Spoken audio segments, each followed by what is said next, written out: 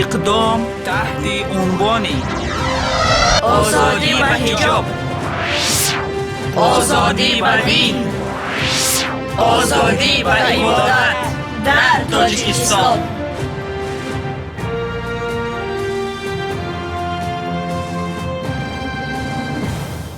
När människorna var tvungna att lämna deras religion, när Sovjetunionen föll, alla människorna kom tillbaka, ortodoxerna kom tillbaka till deras kyrkor, byggde nya kyrkor, muslimerna samma sak.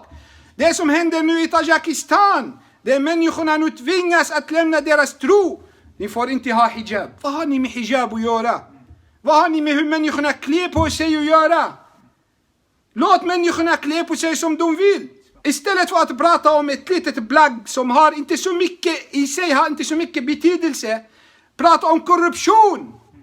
Korruption som förstör hela landet och förstör alla system som finns i det landet. Ni pratar bara om ni får inte ha hijab, ni får inte gå till moskén, ni får inte ha skägg. Vadå? Människorna, även om ni tvingar dem 100 år att inte ha skägg och inte ha hijab, efter 100 år kommer de tillbaka 100 gånger mer starka i deras tro. Vi är emot orättvisan. Stoppa nu orättvisan på en gång. Annars kommer ni betala högt pris när Allah kommer att straffa er med det värsta om ni fortsätter tortera människor, förtrycka människor, förfölja människor, förbjuda människor att utöva deras rättigheter. آمين. اللهم يا رب العالمين يا رحمن يا رحيم فرج عن اخوتنا في طاجيكستان، وفرج عن اخوتنا الايغور في تشينيانغ، وفرج عن اخوتنا الروينغا في بورما.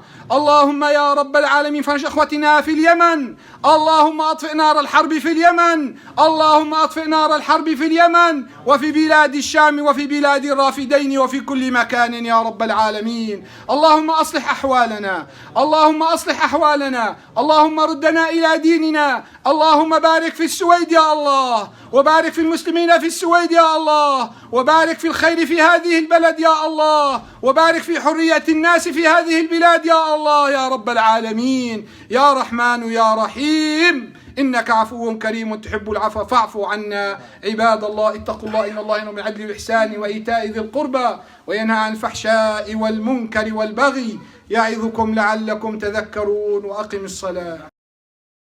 Free hijab, free ibadah in Tajikistan. Free hijab, free ibadah in Tajikistan.